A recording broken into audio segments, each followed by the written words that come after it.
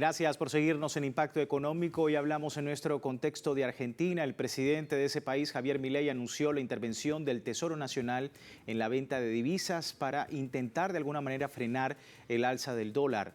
El secretario de Finanzas, Pablo Quirno, informó que el giro en la política cambiaria le permitirá ahora al gobierno salir a vender dólares con el fin de contribuir a su liquidez. Analistas refieren que el alza del dólar tiene como posible explicación el malestar en el mercado por la medida del Banco Central el pasado viernes. Según el equipo económico de gobierno, la medida busca tener un dólar dominado, sin desbordes de precios e intentar contener la crisis económica antes de llegar a las elecciones. La decisión de frenar el precio del dólar rompe con el acuerdo que el propio Javier Milei firmó con el Fondo Monetario Internacional para pedir préstamos para el país. Y es que el gobierno de Javier Milei enfrenta una severa crisis cambiaria que desnuda las contradicciones de su modelo económico ultraliberal. Vamos a ampliar más en el siguiente material.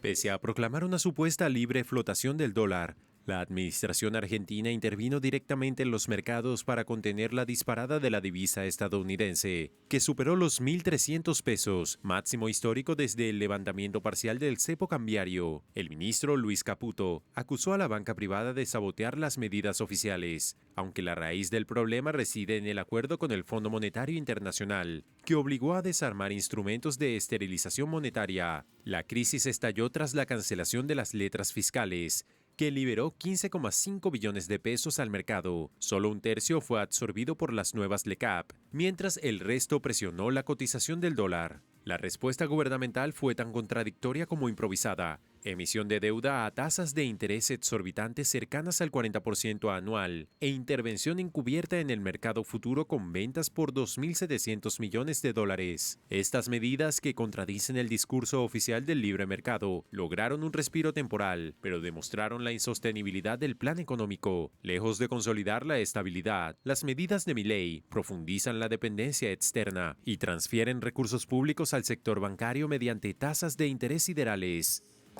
Como decíamos, la intervención busca frenar un alza del dólar impulsado por las políticas económicas del gobierno que han afectado gravemente a este país. La inflación en Argentina ha mostrado una preocupante aceleración durante agosto de 2% mensual. Los datos preliminares revelan que la devaluación del peso continúa trasladándose a los precios, especialmente en bienes importados y combustibles, afectando severamente el poder adquisitivo de las mayorías populares. Las expectativas de inflación a 12 meses alcanza el 39,6%, demostrando la nula credibilidad en las políticas oficiales. Rubros esenciales como alimentos y bebidas registran alzas de 2,9%, profundizando así la crisis alimentaria que afecta a familias trabajadoras. Lejos de estabilizarse, la economía argentina evidencia su fragilidad estructural bajo un modelo que prioriza el pago de la deuda externa sobre las necesidades básicas de la población. Y todo este escenario en un momento importante, no solo por las próximas elecciones, sino por los escándalos de corrupción recientes que han envuelto a Javier Milei y su hermana Karina Milei en una crisis de credibilidad. A pocos días de las cruciales elecciones legislativas en Buenos Aires, la cotización del dólar evidencia la inestabilidad del experimento económico ultraliberal. El escándalo por los audios de Karina Milei, implicada en presuntos sobornos, ha acelerado la caída de la popularidad del mismo presidente, quien responde con acusaciones de espionaje ilegal contra periodistas. Estas elecciones intermedias, para muchos, se puede convertir en un plebiscito sobre un gobierno que pierde apoyo popular mientras mantiene políticas de ajuste extremo. La intervención del Tesoro para contener el dólar revela el pánico oficial ante el temor de la crisis económica y los escándalos de corrupción que determinan un resultado o pueden determinar un resultado electoral adverso, debilitando aún más la frágil posición en el Congreso Nacional.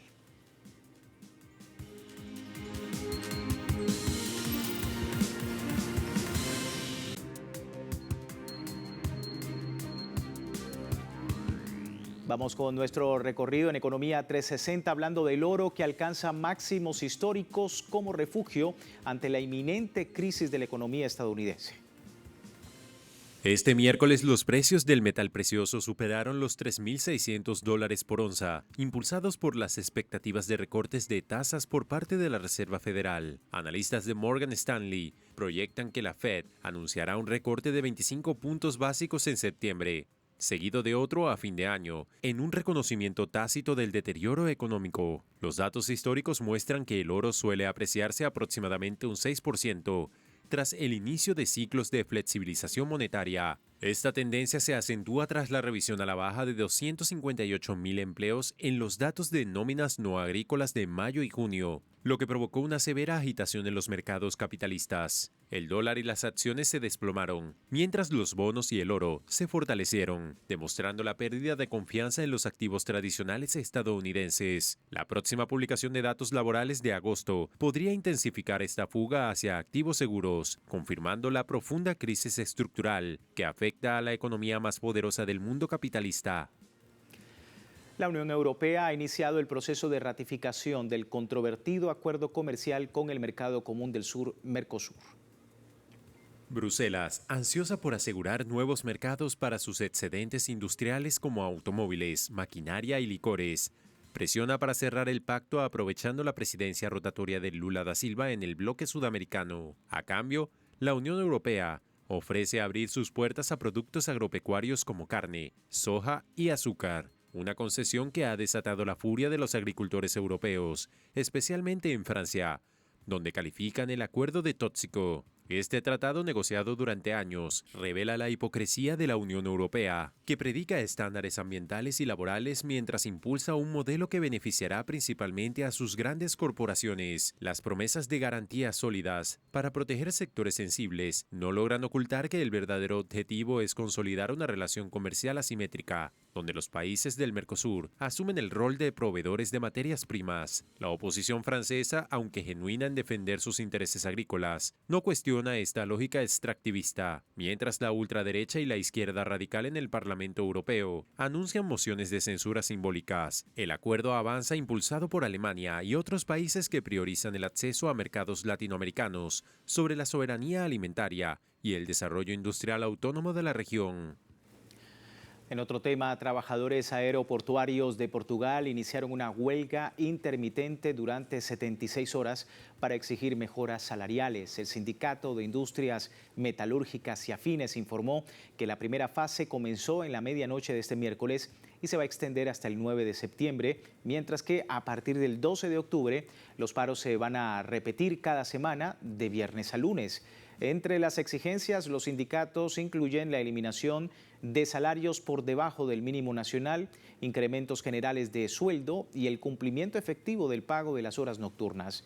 La medida busca presionar por la mejora de las condiciones laborales y salariales de todo el sector.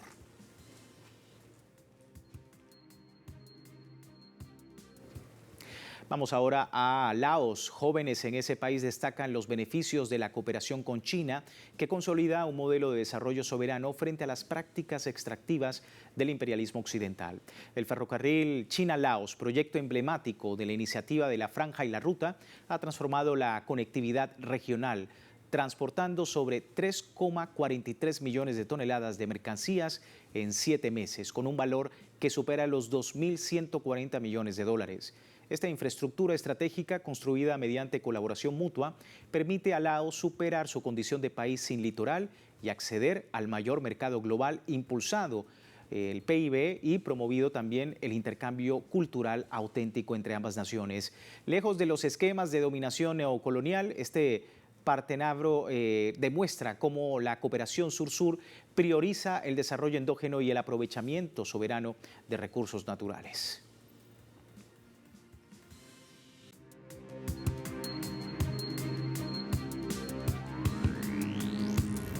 Compartimos antes del cierre indicadores petroleros para el cierre de la presente jornada. Comienzo con el barril de petróleo intermedio de Texas, que marca $65.58, una subida de $1 con 57 centavos de dólar. El barril del Brent de referencia en Europa se ubica en $69 con 7 centavos, también un alza de $1 con 59 centavos. Y el crudo promediado por la cesta OPEP, también al alza, $71.94, una subida de 96 centavos de dólar, un poco menor que las otras dos cestas al cierre de esta jornada.